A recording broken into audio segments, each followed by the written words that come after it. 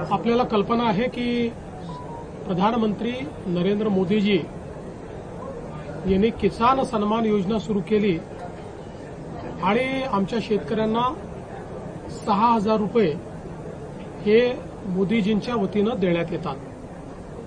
महाराष्ट्रामध्ये महायुतीच्या सरकारने देखील नमो शेतकरी महासन्मान योजना सुरू केली आणि या योजनेत आम्ही निर्णय घेतला की केंद्र सरकारच्या 6,000 रुपयांसोबत महाराष्ट्र सरकार देखील त्याच लाभार्थ्यांना शेतकऱ्यांना 6,000 रुपये देईल, म्हणजे महाराष्ट्रातल्या शेतकऱ्यांना एकूण 12,000 रुपये त्या ठिकाणी मिळतील।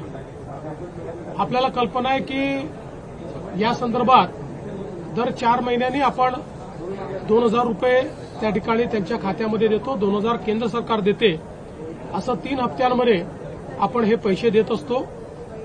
नुकताच प्रधानमंत्री महोदयांनी 20वा हप्ता या योजनेचा त्या ठिकाणी दिला आणि त्याच अनुषंगाने आता आपण देखील आज मंत्रिमंडळ बैठकीनंतर शेतकऱ्यांच्या खात्यामध्ये आपला नमो शेतकरी महासन्मान योजनेचा जो हप्ता आहे तो जमा करण्याकरता आपण कार्यक्रम केला आणि एका क्लिकवर हे पैसे आता जमा झालेले आहेत।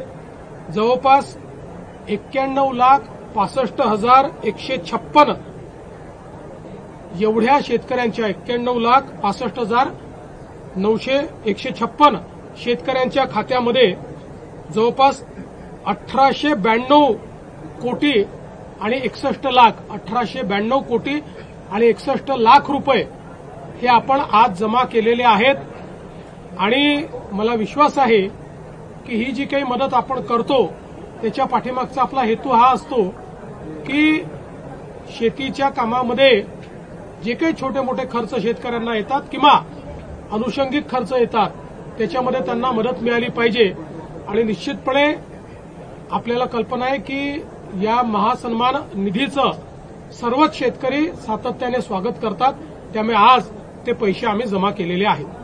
सर, एक विषय वेगळा आहे। सोलापूर जिल्ह्यामध्ये जो कलेक्टरचं प्रकरण लागलं त्या कलेक्टरांची आता अधिकृत अशी माहिती आलेली की इथली जी अवैध वाळू होती त्याच्यावर डीवायएसपीने कारवाई केल्यावर अजित पवारांनी जी धमकी दिली त्याच्यावर आता प्रश्न उपस्थित होतो की अजित पवारांच्या बाबतीत कारवाई का होत नाही। बघा, असं आहे की या संदर्भात जी काही कायदेशीर कारवाई करायची ती कायदेशीर कारवाई झालेली आहे। प्रकरणाची अजून पूर्ण माहिती आणि रिपोर्ट हा माझ्याकडे आलेला नाही, तो जिल्हाधिकाऱ्यांना मी मागितलेला आहे, तो मी मागणार आहे। एक गोष्ट आपण लक्षात घेतली पाहिजे की अजितदादांनीही या संदर्भात स्पष्टीकरण दिलेलं आहे। खूप वेळा समोरच्या बाजूला काय चाललं आहे याची आपल्याला कल्पना नसते। अनेक वेळा आमच्याकडे निवेदनं येतात, त्या निवेदनावर आम्ही कारवाई करा असं लिहितो, मात्र त्या निवेदनात सांगितलेली वस्तुस्थिती आणि प्रत्यक्षातली वस्तुस्थिती यात खूप अंतर असतं।